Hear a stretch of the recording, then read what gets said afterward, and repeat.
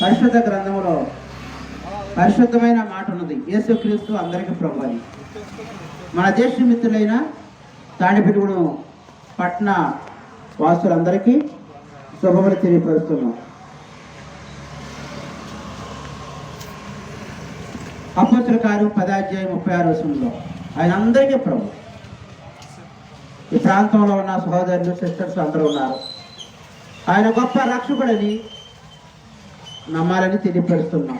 పాపములు తీసేటి దేవుడుగా ఆయన ఉన్నారు, రక్షకుడుగా ఉన్నాడు. యేసు అంటే రక్షకుడు. ఒకప్పుడు మేము కూడా పాప జీవితంలో ఉన్నప్పుడు మన ప్రభు యేసుక్రీస్తుని రక్షకుడు అంగీకరించి